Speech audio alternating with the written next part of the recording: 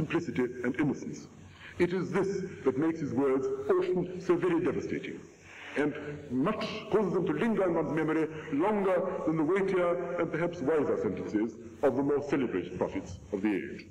Hess didn't abandon either socialism or Zionism because he saw no incompatibility between them.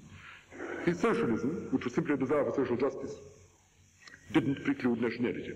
He could see no inevitable collision between anything that seemed true, that responded to genuine needs, that was morally good, and anything else that did that. It didn't really occur to him that it could be right to tell the Jews not to celebrate the Passover, or not to celebrate their religious duties, because these were an ancient survival of a barbarous civilization. He took it for granted that one truth or one value couldn't require the suppression of any other value. Consequently, the moral values of socialism and the truths embodied in the sense of one's individual or social or national or human past could not, in principle, for him, clash. Life would be gratuitously impoverished by the sacrifice of anything good or true or beautiful. It is this idealism, this naivete, that the tougher-minded revolutionists detested and derided in his day precisely as they do in ours. After being LaSalle's representative in Cologne, 5 years after publishing Rome and Jerusalem, he proceeded to join the First International Working Men's Association, founded, as everybody knows, by his old comrade-in-arms and remorseless denigrator, Karl Marx. Hess represented the workers of Berlin in the First International, and in 1868 and 69, as a Marxist, fought the representatives of Proudhon and Bakunin, old friends whom he loved and admired, because he thought their doctrines were disrupting working-class unity. He wasn't exactly an orthodox Marxist. He didn't believe in violence, he didn't believe in class warfare. And he was a full-fledged Zionist avant la parole. But he was a socialist, and when he talked about the Jewish state in Palestine, he said that the soil of that country must be acquired by the Jews as a single whole in order to prevent private exploitation. He regarded full legal protection of labor among the future colonists as a sine qua non. He said that the organization of industry, agriculture, and trade must follow Mosaic, for him synonymous with socialist, principles. He wanted to see in the new Jewish state cooperatives of the type organized by LaSalle in Germany, state-aided till such time as the proletarians formed the majority of the inhabitants of Palestine, when the state would automatically, peacefully, and without revolution, become a socialist commonwealth. All these ideas met, as may well be imagined, with an exceedingly unfriendly reception among educated Jews, particularly in Germany, against whom Hess's sharpest sallies were directed. Such words had never before been addressed to them, and very seldom after. They had been much adored and much discussed. Mendelssohn and his followers had accused them of clinging senselessly to the ghetto for its own sake, of blind avoidance of a magnificent opportunity of entering the world of Western culture that was at last open to receive them. The Orthodox charged them with godlessness, with heresy, with sin. They were told to cling to their ancient faith. They were told to abandon it. They were told to adjust it to modern life. They were told to dilute it. They were told to emulate German culture by critical examination of their own antiquities. They were told to be historians, scholars, higher critics. They were told to enter Western civilization by their own door.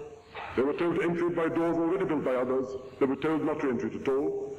But in this great babel of voices, nobody yet proposed to them to recognize themselves for what in fact they were, a nation. Odd, sui generis, but still a nation.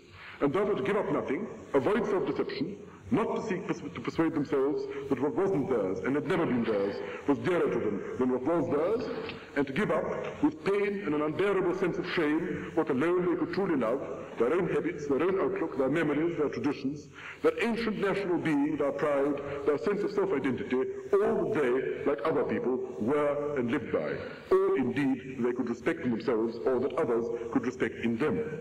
Indeed, others, Englishmen, Frenchmen, Italians, probably understood Hess rather better than the emancipated Jews to whom he spoke. No people struggling for its country, said Hess, can deny the Jewish people the right to its own land without the most fatal inconsistency.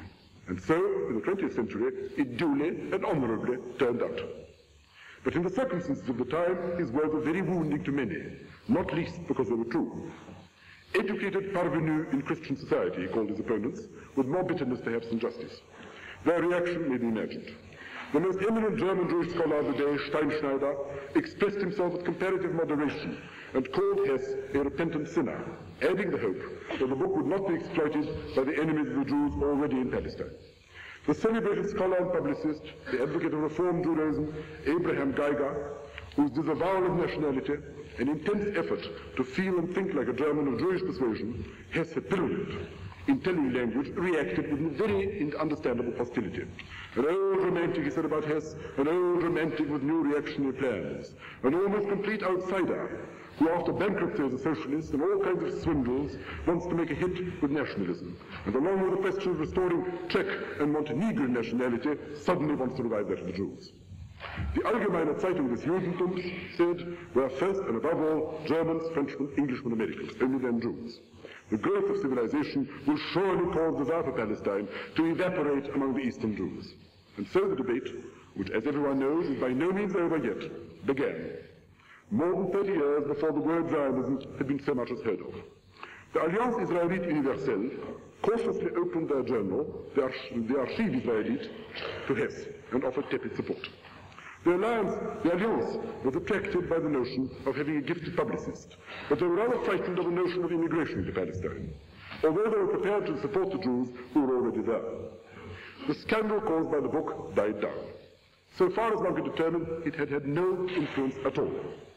The return of the Jews to Palestine had after all been talked about before, not only by pious Jews and Christian visionaries, but even by Napoleon, by the Russian Revolution as a Decembrist pestle, by the Jewish publicist Joseph Salvador, by the eccentric English traveller Lawrence Oliphant, and by other obscure figures. It's possible that George Henry Lewis, when he met Hess in Paris, had discovered his views, communicated them to George Eliot, who then put them into his novel Daniel Deronda. All this is of no account in a world where no one, except perhaps a few groups of Jews scattered in Eastern Europe, and oddly enough Australia, took such matters seriously. Hess was not destined to see even the beginning of the fulfillment of his ideals in his lifetime. The rest of his life is characteristic enough.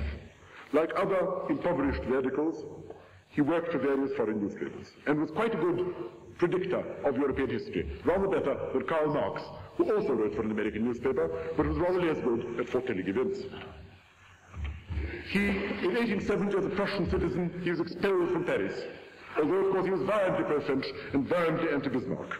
He went to Brussels, where he called for an alliance of all free peoples against Prussianized Germany, a country intent on destroying France only because France wanted to make humanity happier. In 1975, he died in poverty as he had lived, tended by his wife, by his devoted wife, and by his own wish was buried in the Jewish cemetery in Deutz by the side of his parents. His posthumous work, Dynamische Stofflehre, was published by his wife in 1877 as a pious monument to his memory. She said that it was his life's work. But believe me, it's a confused, half philosophical, half scientific mishmash of no interest or value today. I must confess that his biographer, Dr. Zlotysty, thinks otherwise. The first theoretical communist in Germany and the first practical Zionist in history died long before he could have obtained even a glimpse of his promised land. His real life's work is a very simple, very moving book, which still contains more truth about the Jews, both in the 19th century and in our own, than any comparable work known to me. There is a little more to be said about him. Like other intellectually honest and fearless men, he turned out to have a deeper understanding of certain essential matters than many more gifted and more sophisticated social thinkers. In his socialist days, and they only ceased with his death, he said that the abolition of property and the destruction of the middle classes did not necessarily and automatically lead to paradise, because they didn't necessarily cure injustice or guarantee social or individual equality. And this was quite original, quite bold for those enthusiastic days. His allies were men who were dominated by a desire for a clear-cut social structure and a rationalist rather than a rational desire to solve social problems in almost geometrically black and white terms.